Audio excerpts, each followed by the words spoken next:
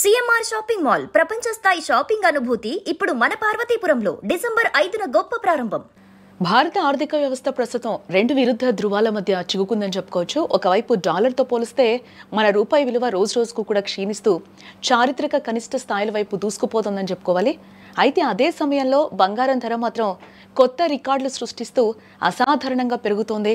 అసలు రూపాయి బలహీన పట్టడం వల్లే బంగారం ధర పెరుగుతోందా, లేక అంతర్జాతీయంగా నెలకొన్న ఆర్థిక అనిశ్చితి, వడ్డీ రేట్ల కోతల అంచనాలు ఈ పసిడి పరుగుకు కారణమా? ఈ రెండు అంశాలు కలిస్తే రాబోయే రోజుల్లో తులం బంగారం ధర ఎంతవరకు పెరగొచ్చు? బంగారం పెట్టుబడిదారులకు నిజంగానే సురక్షితమైన ఆశ్రయం కాగలదా? రూపాయి బంగారం మధ్య ఉన్న ఈ సంక్లిష్ట సంబంధాన్ని విశ్లేషించడానికి, మార్కెట్ అంచనాలను తెలపడానికి ఈరోజు మనతో పాటు స్టూడియోలో ఉన్నారు బిజినెస్ అనలిస్ట్ శ్రీరామ్ గారు. వారితో మాట్లాడదాం. వారు లైవ్ కాల్లో జాయిన్ అయ్యారు. నమస్తే సార్. నమస్తే అండి. ఇప్పుడు నేను ఫస్ట్లో మీకు చెప్పినట్టు అసలు ఇప్పుడు మనం బంగారం కొనడం సేఫ్ కాదు అంటారా? బంగారం ఎప్పటికీ సేఫేనంటే, ఇది రెండు యాంగిల్స్ ఆలోచిస్తే ఇప్పుడు బంగారం వచ్చి ఇప్పుడు మార్కెట్ ఆల్ టైమ్ హై వెళ్ళింది. అంటే ఇప్పుడు మనందరికీ కూడా యాక్చువల్గా ఎంతో కొంత బంగారం ఉంటుంది కాబట్టి మనందరం కూడా ఆ రేటు ప్రకారం చూసుకుంటే మనకి వాల్యూ కూడా పెరిగినట్టే కదా. సో రెండో పాయింట్ ఏంటంటే, గోల్డ్ ఇప్పుడు ఎందుకు బాగా పెరుగుతుంది అంటే, అంతకుముందు బ్యాంక్స్ సెంట్రల్ బ్యాంక్స్ అన్నీ కూడా డాలర్స్ కొనేవి. ఇప్పుడు ఏమైందంటే డాలర్స్ని ఎవరు కూడా నమ్మట్లేదు కాబట్టి వాళ్ళు ఇప్పుడు బంగారం కొంటున్నారు. ఈవెన్ రిజర్వ్ బ్యాంక్ మన ఇండియాకు ఉంటుంది, చైనా బ్యాంక్ ఉంటుంది, రష్యాకు ఉంటుంది, బ్రిక్. సో వాళ్ళందరూ కూడా యాడ్ అవ్వటం వల్ల ఇప్పుడు ఇక్కడ బంగారం అనేది గోల్డ్ ఎప్రిషియేట్ అవుతుంది. సో గోల్డ్ అయితే ఇక్కడి నుంచి కూడా చూసుకుంటే ఇది కొత్త ఒరవడి అనమాట. అంతకుముందు మార్కెట్స్ తగ్గితే గోల్డ్ పెరిగేది, స్టాక్ మార్కెట్స్ తగ్గితే గోల్డ్ పెరిగేది, అలాగే స్టాక్ మార్కెట్ పెరిగితే గోల్డ్ తగ్గేది. ఇప్పుడేంటి, గోల్డ్ యాక్చువల్గా ఇవాళ stock market all time high ఉంది, అయినా కానీ గోల్డ్ కూడా ఆల్ టైమ్ హై ఉంది. అంటే దీని రీజన్ ఏంటంటే, మనతో పాటు వేరే వాళ్ళు కూడా బయింగ్ చేస్తున్నారు. సో వాళ్ళు ఎవరు అంటే మనకి బ్యాంక్స్ అనమాట, రిజర్వ్ బ్యాంక్స్ మేజర్గా. సో వాళ్ళ వల్ల ఏమవుతుందంటే గోల్డ్ డిపాజిట్స్ వాళ్ళు పెంచుకోవడం వల్ల ఈ గోల్డ్ అయితే పెరుగుతుంది. ఎస్. అంటే శ్రీరామ్ గారు, ఇప్పుడున్న సిచ్యువేషన్లో గోల్డ్ కొనడం మంచిదే అంటారా, లేకపోతే ప్రస్తుతం ఆపమంటారా? మీరేం చెప్తారు? గోల్డ్ అయితే ఇప్పుడు రిక్వైర్మెంట్ ఆర్నమెంట్స్ కొనడం కన్నా ట్రేడ్ పాయింట్లో కొనడం బెటర్. బిస్కెట్ కానీ లేకపోతే డిజిటల్లో కానీ గోల్డ్ బీస్ కొనుక్కోవటం కానీ ఇలాంటివి కొనుక్కోవటం వల్ల మీకు మంచి వెల్త్ క్రియేట్ అవుతుంది. గోల్డ్ని ఏంటంటే రెగ్యులర్గా ఏమవుతుంది, ఒకసారి ఒక ఆర్నమెంట్ కొన్నాం అనుకోండి, గోల్డ్లో మేజర్ ప్రాబ్లం ఏంటంటే ఆర్నమెంట్ కనుక కొంటే అది మళ్ళీ అమ్మటానికి ఉండదు, డెడ్ ఇన్వెస్ట్మెంట్ అయిపోతుంది.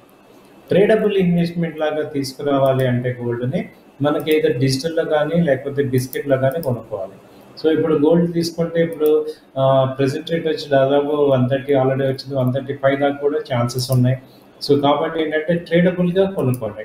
అంటే డిజిటల్లో ఈటీఎఫ్స్ గోల్డ్ బీస్ అని ఉంటుంది, ఈటీఎఫ్స్లో కానీ లేకపోతే డిజిటల్ 1 గ్రామ్ 2 గ్రామ్స్ అలా, లేకపోతే బిస్కెట్ రూపంలో కొనండి. జనరల్గా లేడీస్కి ఏంటంటే ఒకసారి ఆర్నమెంట్ కనుక ఇచ్చామంటే వాళ్ళు మళ్ళీ ఎవరు, అది డెడ్ ఇన్వెస్ట్మెంట్ అయిపోతుంది. కాబట్టి గోల్డ్ని డెడ్ ఇన్వెస్ట్మెంట్ లా కాకుండా రొటేషన్ పాయింట్లో కొనుక్కోవచ్చు. అంటే మన సాంప్రదాయంలో గోల్డ్కి పెద్దపీట వేస్తూ ఉంటాం.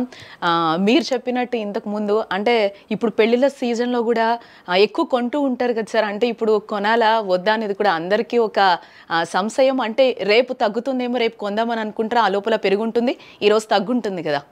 సో ఈ పాయింట్లో అయితే గోల్డ్ ఇప్పట్లో తగ్గే ఛాన్సెస్ తక్కువే ఉన్నాయి.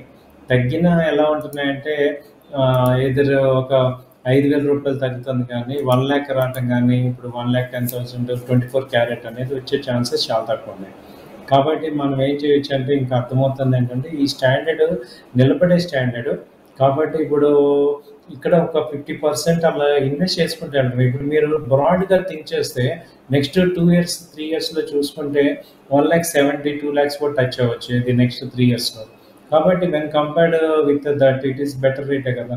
సో ఇవాళ హై రేట్ అనుకున్నాం, దాన్ని కంపేర్ చేయడానికి నిన్నటి రేటు మీద ఇవాళ చూస్తున్నాం. బట్ రాబోయే రోజుల్లో చూస్తే, ఎందుకంటే ఒరిజినల్గానే ఇవి గ్రో అవుతున్నాయి, ఫండమెంటల్గానే గ్రో అవుతున్నాయి కాబట్టి డిమాండ్ ఎక్కువ వస్తుంది, సప్లై తక్కువ ఉంటుంది. కాబట్టి ఇవి అవుతున్నాయి. బట్ ఎప్పుడైనా కరెక్షన్స్ వస్తాయి కానీ కంటిన్యూగా ఇక డౌన్ ట్రెండ్ ఇప్పుడు మళ్ళీ 80,000 70,000 వచ్చే ఛాన్సెస్ అయితే చాలా చాలా తక్కువ ఉన్నాయి. 2 lakhs వరకు వెళ్తుంది అని అంటున్నారు కాబట్టి అప్ టు 170 to 2 lakhs వరకు వెళ్తుంది అని అంటున్నారు.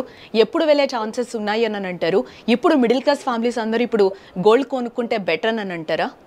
గోల్డ్ అదే మేడం, యాక్చువల్గా నెక్స్ట్ 4 to 5 yearsలో గోల్డ్ 2 lakhs కూడా టచ్ అయ్యే ఛాన్సెస్ ఉన్నాయి. ఎందుకంటే ఆ నెక్స్ట్ 4 yearsలో మనకి గ్రోత్ అలా ఉంటుంది. సో కాబట్టి ఇప్పుడు మిడిల్ క్లాస్ కానీ అబోవ్ మిడిల్ క్లాస్ కానీ గోల్డ్ పాయింట్ ఆఫ్ వ్యూ ఏంటంటే ప్రీ అమౌంట్ ఇన్వెస్ట్ చేసుకోండి, మీ యొక్క ప్రీ అమౌంట్స్. అంతేగాని ఇప్పుడు గోల్డ్ కొందాము అంటే మనకి ఇప్పుడు ఏంటంటే అసెట్ అలొకేషన్ పాయింట్ ఆఫ్ వ్యూలో తీసుకుంటే అసెట్స్ బిల్డ్ చేయాలంటే మనకి గోల్డ్ కూడా తీసుకోవాలి. గోల్డ్ని మనం ఇవాళ చూడాల్సిన పద్ధతి ఏంటంటే ఇది కూడా ఒక అసెట్ అలొకేషన్ లాగా తీసుకోండి. గోల్డ్ కొనాల్సిందే కంపల్సరీ, ఒక 20% 30% ఇన్వెస్ట్మెంట్స్ గోల్డ్ మీద పెట్టుకుంటేనే బెటర్ మనకి. మీరు లాస్ట్ 6 months చూస్తుంటేనే డిఫరెన్స్ అర్థమవుతుంది.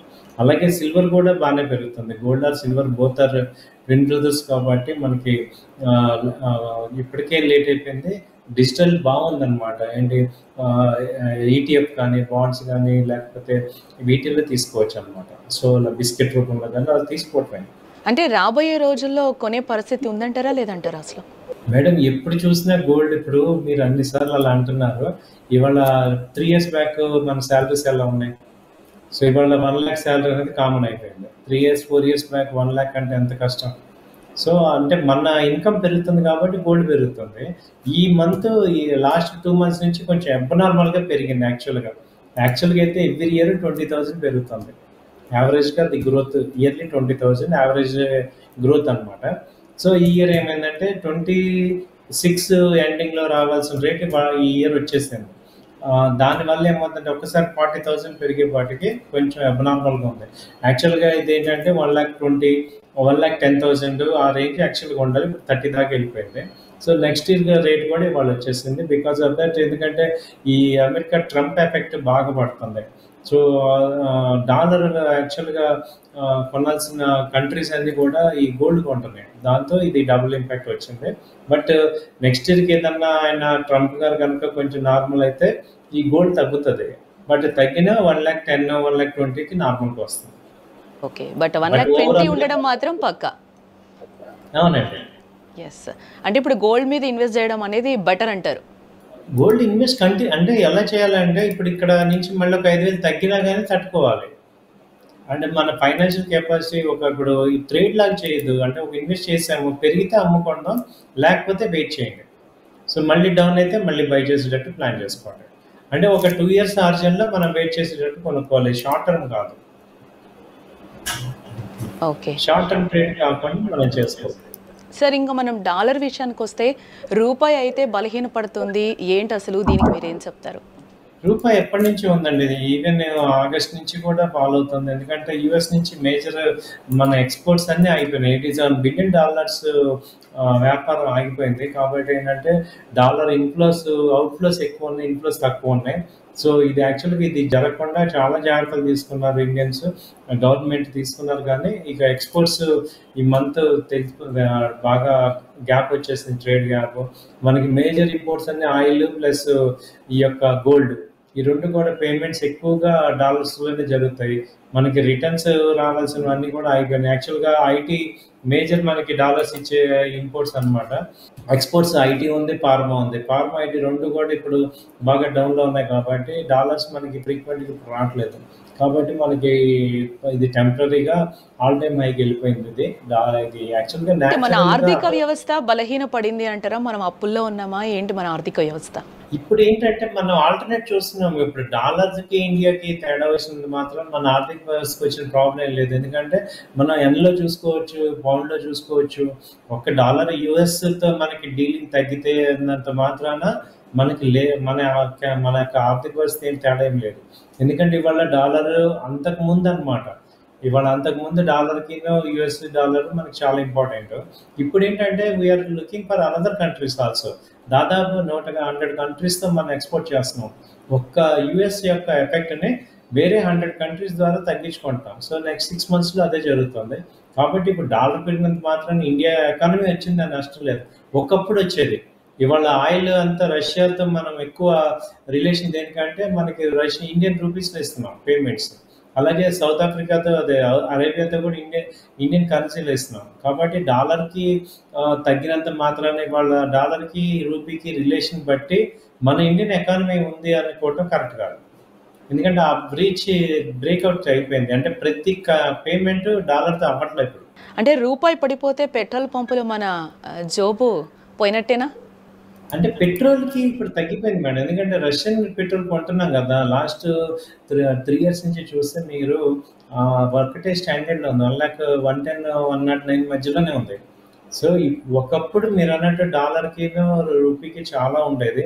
ఒకప్పుడు అమెరికా మార్కెట్స్ ఆంక్షలు పెట్టంగానే ఇండియన్ మార్కెట్స్ అన్ని డౌన్ అయిపోయేవి. ఇండియా మొత్తం కుదేలైపోయేది. ఇప్పుడు ఆ సిచ్యువేషన్ లేదు.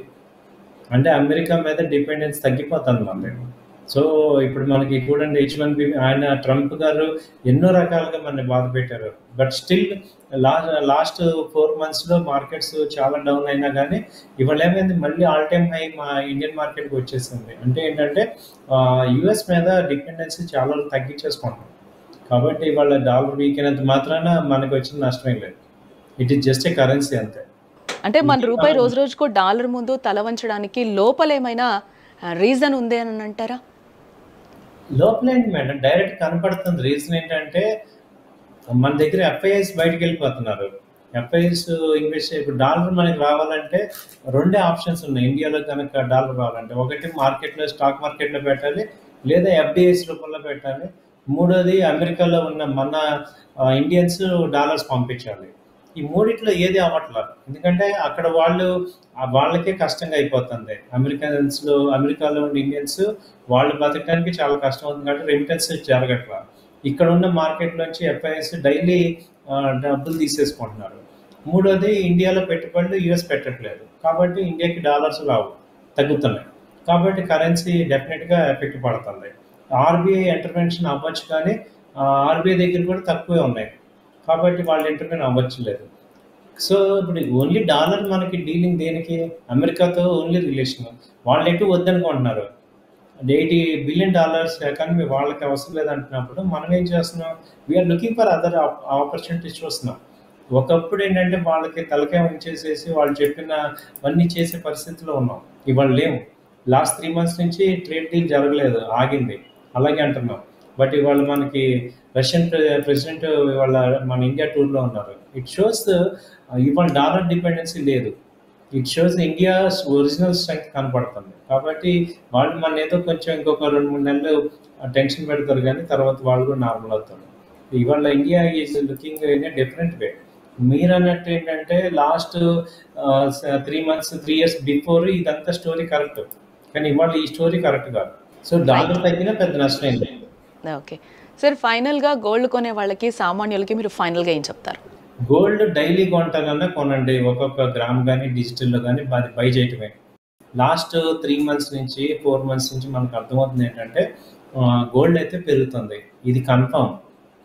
So gold పెరుగుతుంటాయి. కాబట్టి మనం ఏంటంటే ఎర్లీ బర్డ్స్ లాగా ఇంకా మనం అప్పుడప్పుడు తగ్గినా బట్ అది మళ్ళీ డిస్కౌంట్ అయిపోతుంది. ఇప్పుడు నిన్న 2 days బ్యాక్ 2000 రూపీస్ తగ్గింది, మళ్ళీ వాళ్ళ నార్మల్ అయిపోయింది. సో గోల్డ్ సిల్వర్ కూడా అంతే. సిల్వర్ నిన్న 5000 points డౌన్ అయింది, ఇవాళ 3000 పెరిగింది. కాబట్టి ఏంటంటే తగ్గినంత మాత్రాన మళ్ళీ అది అప్ ట్రెండ్ కనపడుతుంది. కాబట్టి ఏంటంటే gold and silvers are both are upside. So free amount ఉన్న వాళ్ళు ఇన్వెస్ట్ చేసుకోవచ్చు. అది నా suggestion. Okay, right sir. Thank you Sriram గారు. థ్యాంక్ యూ అండి.